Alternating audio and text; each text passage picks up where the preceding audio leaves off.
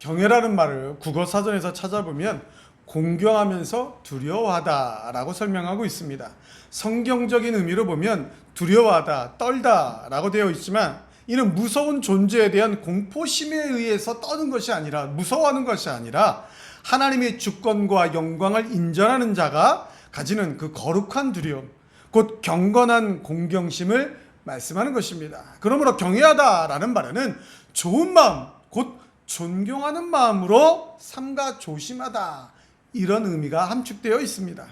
하나님은 당신을 경외하는 자에게 크고 놀라운 은혜와 복을, 긍휼하심을 덧입혀 주십니다. 성경에서 말씀하고 있는 여호와를 경외하는 자가 누리는 복을 여러 가지 많이 있지만 간단하게만 말씀을 드리면 환난에서 건짐을 받습니다.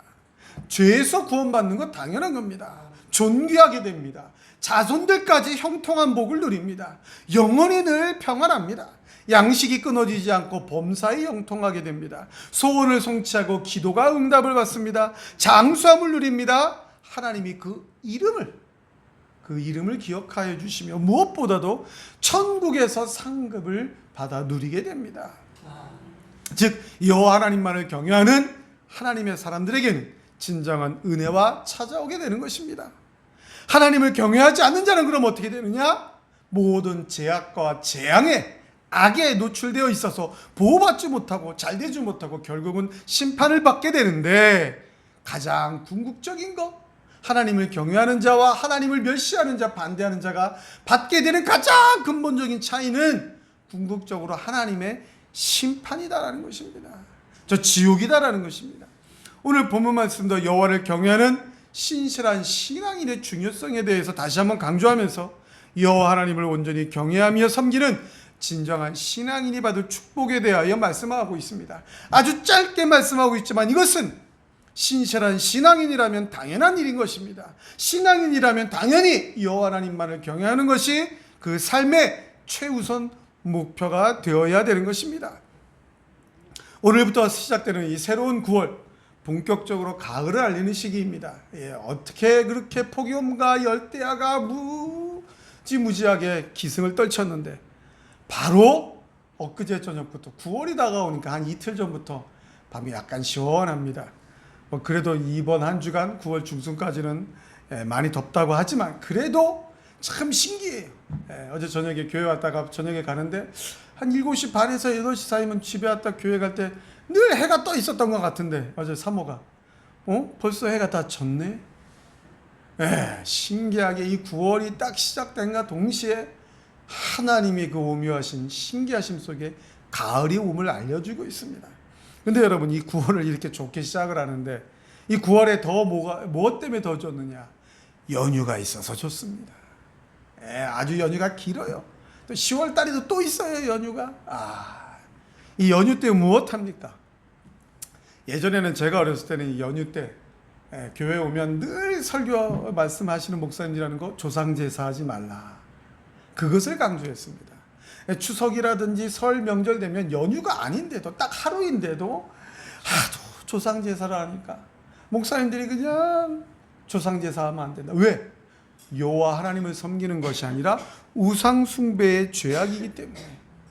사진 놓고 제사하고 예배드리고, 사진 놓고 절하고, 거기다 뭘 빌고, 가족들의 평안이, 자녀들의 축복이 이 사진 속에 있는 조상들이 준다고 막. 그러니까 조상제사하지 말라는 것입니다. 이걸 참 강조를 합니다. 요즘 뭘 강조해야 됩니까? 주일 빼먹지 마라. 연휴 때 놀러 간다고 주일을 안 지켜요. 9월에도 연휴가 있고 10월에도 연휴가 있고 여름에 휴가가 있고, 요즘은 옛날에는 8월, 7월 말 8월 초 이 특별한 휴가를 참 즐겼는데 요즘은 그런 것도 없어요. 연차라는 개념 때문에 그냥 자기가 놀고 싶으면 아무 때나 3, 4일 휴가 내고 이렇게 1년에 아무 때나 갈 수가 있어요. 그러다 보니까 요즘은 조상제사 이것보다는 주일을 어기지 말아라, 주일 빼먹고 놀러 가지 말아라. 휴가 가야 됩니다. 휴가 가서 놀기도 해야 돼요. 육신의 휴식도 얻어야 돼요. 그러나 그것보다 중요한 게 주일 성수다라는 것입니다. 이게 바로 여호와를 경외하는 삶입니다, 여러분. 조상 제사하지 마라? 그게 바로 조상제사 안 하는 게, 여호와 하나님만 예배하는 게, 그게 여호와 하나님 경외하는 거예요. 하나님의 날 거룩한 주일을 어기지 아니하고 온전히 하나님의 교회에 나와 예배드리며 성수하는 것, 그것이 바로 여호와 하나님을 경외하는 것입니다. 9월을 시작하면서 여러 가지가 있지만, 연휴도 있고 추석 명절도 있고 다 있지만, 그 무엇보다도 여호와 하나님을 경외해야 되겠다라는, 여호와 하나님만 경외해야 되겠다라는 절대적인 신앙의 결단으로 9월을 시작하는 우리 성도님들 다 되시길 주님의 이름으로 간절히 축원합니다. 여호와를 경외하라. 왜 경외해야 됩니까? 첫째로 여호와께서 우리의 견고한 의뢰가 되어주시기 때문입니다. 우리 26절 말씀을 같이 한번 읽겠습니다. 26절입니다. 시작. 여호와를 경외하는 자에게는 견고한 의뢰가 있나니 그 자녀들에게 피난처가 있으리라. 아멘. 서두에 말씀드린 대로 경외라는 말은 하나님의 권위와 거룩하심에 대한 공경과 두려움을 의미하는 말로서, 하나님을 신앙함에 있어서 하나님을 거룩한 두려움을 가지고 하나님을 바라봐야 되는 건 당연한 거고, 진실한 마음으로 하나님을 신앙하는 공경심이 함께 있어야 된다는 것입니다. 여기 본문의 의뢰라는 말은 신뢰하다, 의지하다라는 의미를 가진 말로서 믿음과 안전이라는 뜻을 나타냅니다. 그리고 견고하다, 이 말은 강력한 힘과 능력을 의미하는 말로서 전능하신 하나님의 속성을 나타낼 때 자주 사용되는 표현입니다. 즉 견고한 의뢰, 이 말은 강력한 능력을 가지고 있는, 그래서 신뢰할 만하고 의지하고 의뢰할 만한 대상, 이런 뜻입니다. 여러분, 여호와 하나님만이 강력한 능력을 가지고 있어서 우리가 이 세상을 살아가는 동안에 온전히 의지하고 신뢰할 만 단 한 분이 바로 여호와 하나님이다라는 것입니다. 이것이 바로 견고한 의뢰다, 그런 뜻입니다. 그리고 그 자녀들에게도 피난처가 되어주신다라고 말씀합니다. 이 말씀은 하나님만 경외하는 자들은 당연히 하나님의 자녀가 되기 때문에 하나님 아버지께서 하나님만 믿는 자녀된 우리들을 당연히 보호해 주신다, 그런 의미인 동시에 하나님을 온전히 믿고 섬기는, 신앙하는, 여호와만 경외하는 우리 모두의 신앙인들의 후손들까지도 하나님이 보호해 주신다, 그 말씀이 되는 것입니다. 그래서 견고한 의뢰라, 여호와 하나님만 우리가 이 세상 살아가는 동안에 온전히 의지할 대상이다. 우리가 설교 전에 불렀던 찬양대로 가장 좋은 길, 가장 완전한 길로 우리를 인도하실 분은 여호와 하나님밖에 없기 때문에 그 하나님만 예배하고 경외해야 된다라는 그런 말인 것입니다. 성도 여러분, 우리가 이 세상 살아가면서 우리는 과연 누구를 의지하며 살아갑니까? 우리를 누구를 의지합니까? 우리 대한민국을 잘 이끌 정치인들을 의지합니까? 요즘 정치 보세요. 누구 의지할 사람 단 한 명이나 있습니까? 오늘 아침 신문에 일찍 보니까 어떤 분이, 이름을 댈 만하면 알 만한 분이 이런 말을 했어요. 추석이 다가오는데, 9월이면 추석이 다가오는데 대한민국 국민의 대다수가 이 추석에 떡값 영원도 못 받습니다. 여러분, 떡값 받는 사람이 있습니까? 우리 떡값 영원도 못 받는 대한민국 국민이 대다수인데 국회의원들은 850만 원씩 떡값을 받고 있다. 국회의원의 온갖 특혜를 다 없애고 월급을 한 직장의 과장급 수준으로 준다. 그렇게 해야 국회가 제대로 돌아간다 라고 글을 썼습니다. 맞는 말인 것 같습니다. 예. 국회의원이 가지고 있는 특권이 과연 얼마나 됩니까? 그러니까 우리나라 사람들은 누구를 의지하느냐? 정치를 제대로 하는 사람을 의지하는 것이 아니라 국회의원이라는, 정치인이라는 타이틀을 의지합니다.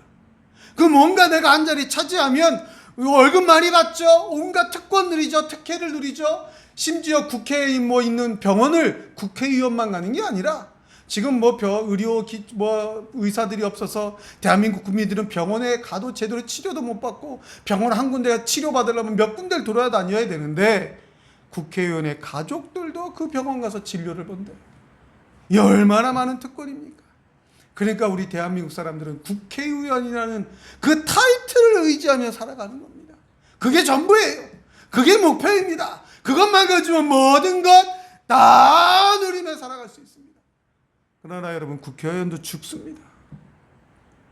국회의원도 매년 하는 거 아닙니다.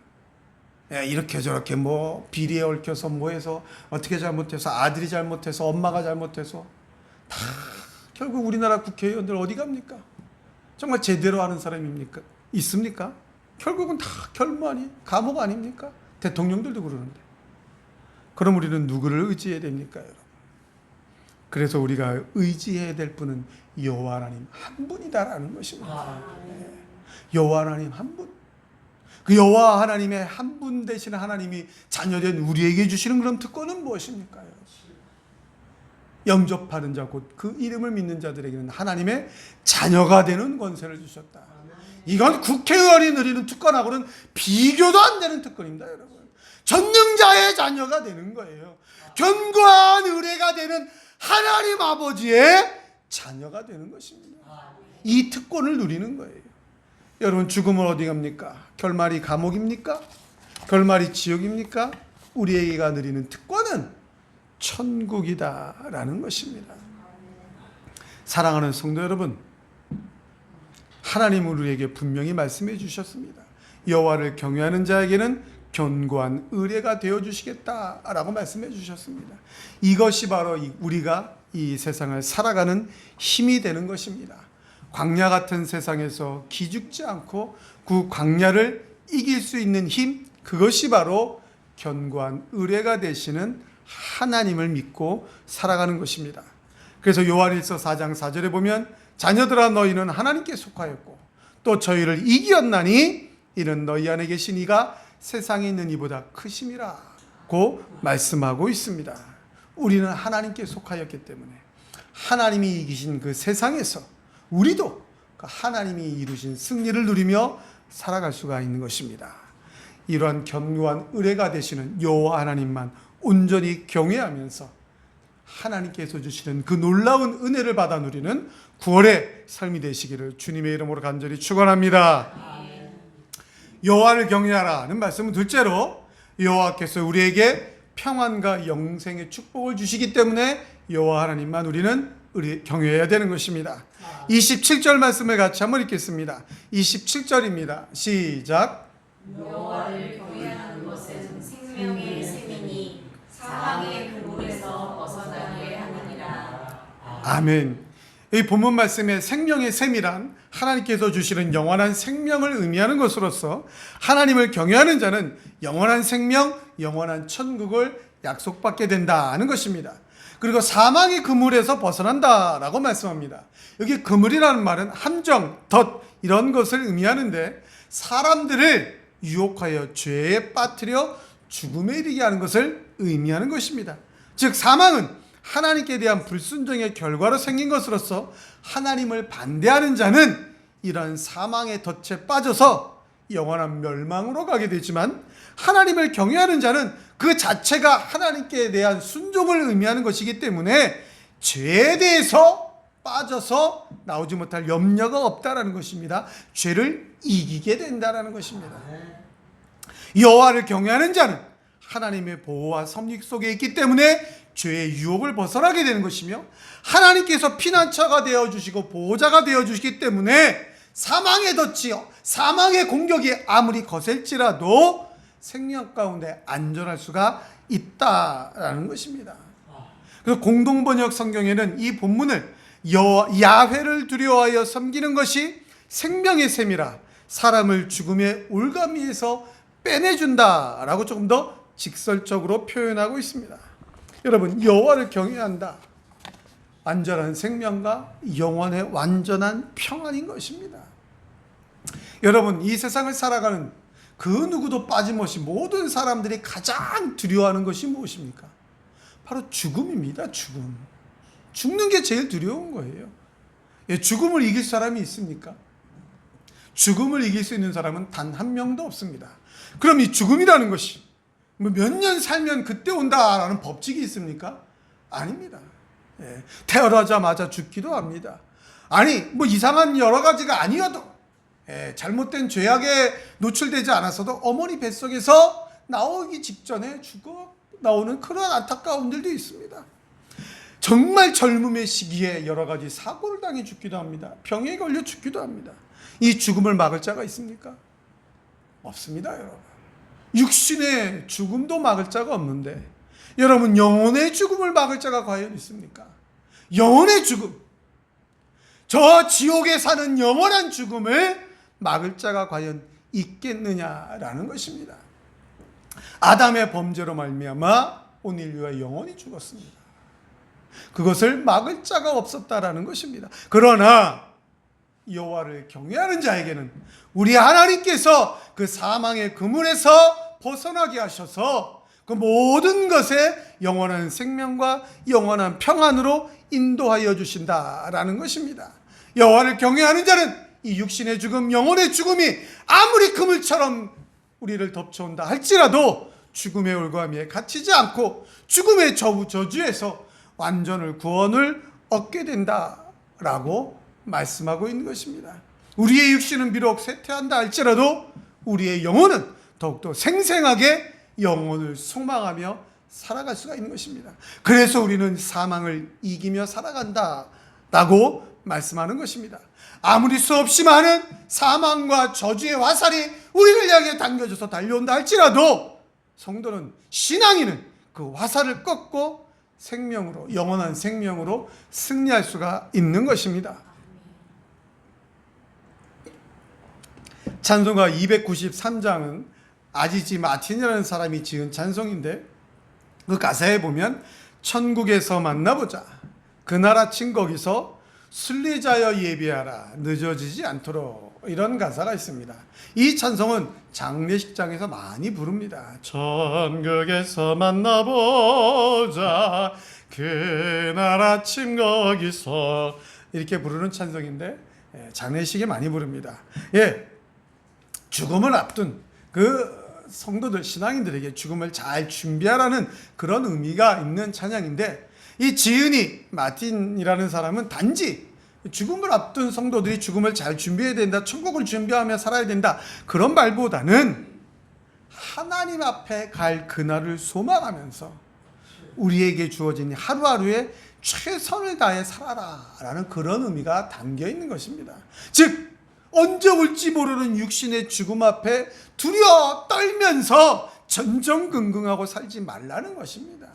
우리는 육신의 죽음이 온다 할지라도 영원한 천국에서 눈을 뜨기 때문에 저 영원한 천국에서 하나님 아버지와 함께 영원한 생명 가운데 영원히 살 것이니까 그날을 소망하면서 감사와 기쁨으로 이 세상을 살아가야 된다라고 그렇게 의미를 가지고 이 찬송을 지은 것입니다.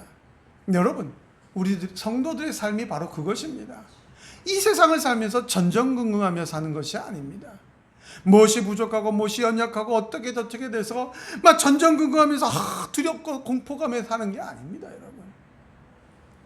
하나님을 의지하기 때문에, 하나님만 경외하기 때문에 모든 것을 이기고 감사와 기쁨으로 이 세상을 살아가야 되는 것입니다.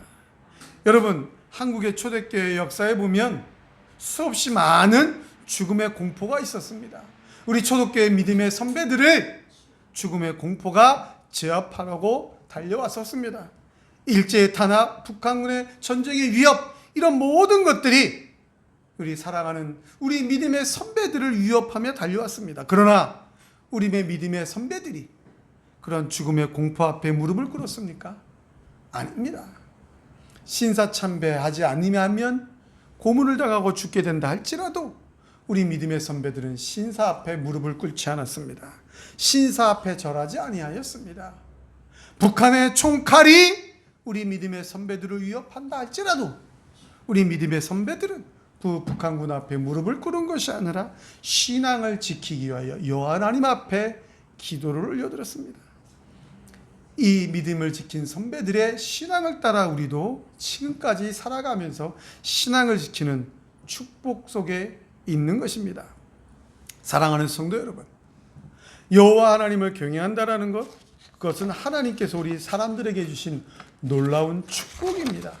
여호와 하나님만 경외하라는 그 명령은 우리들을 무언가 올가미로 올가매어서 우리의 자유를 억제하고 우리의 뭔가를 억제하려는 그러한 저주가 절대로 아닙니다.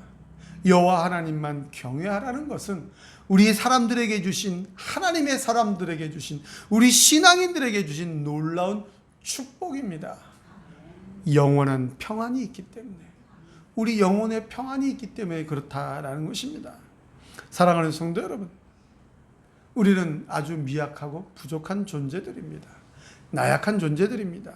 아니, 이 세상을 살아가는 이 피조물 가운데 나는 절대자다, 나는 강력하다 라고 외칠 수 있는 사람이 과연 누가 있습니까? 그 교만한 자의 목을 하나님이 꺾으십니다. 그래서 우리는 여호와 하나님만 경외해야 합니다. 여호와 하나님만 의지해야 됩니다.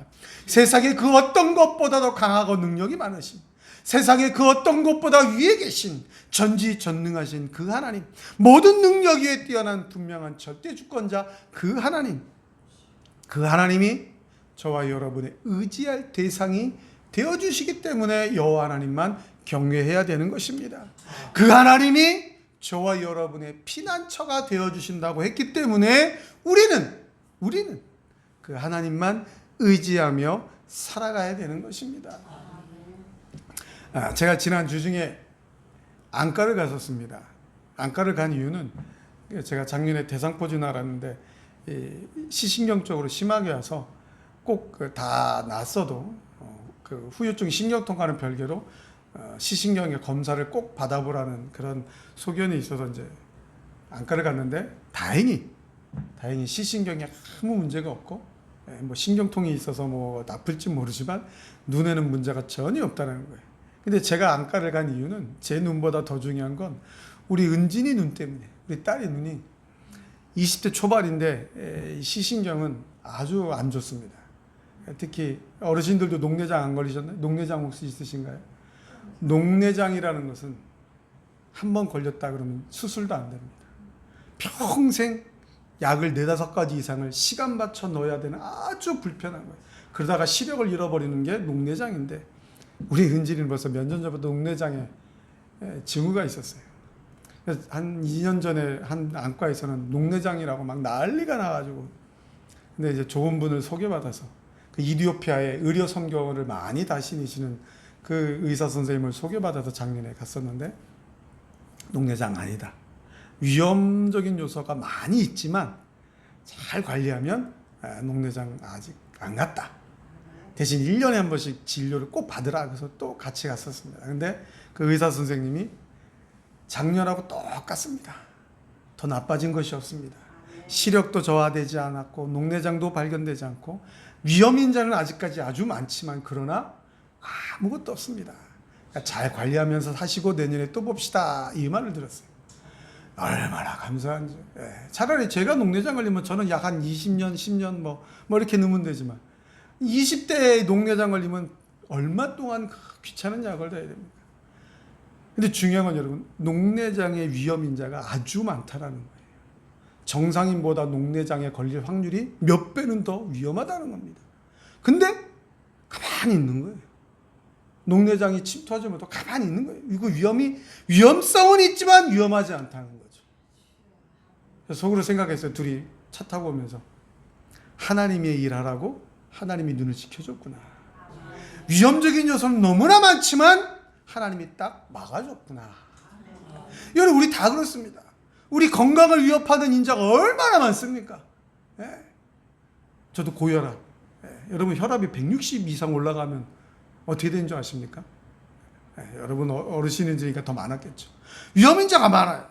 그러나 위험하지 않아요. 위험한 요소가 너무 많아요. 근데 위험하지 않아요. 평안하다는 것입니다. 불안한 요소가 이 세상에 너무 많아요. 근데 불안하지 않다는 거죠. 건강이 약합니다. 힘이 없습니다. 근데 할 수 있다라는 것입니다. 왜 그렇습니까? 여호와 하나님을 경외하라는 것입니다. 여호와 하나님 경외하라고 위험을 막아주는 거예요. 여호와 하나님 예배하라고 위험을 막아주는 거예요. 여호와 하나님 온전히 섬기라고 불안한 것들을 막아주는 겁니다. 이게 바로 하나님의 은혜인 것입니다.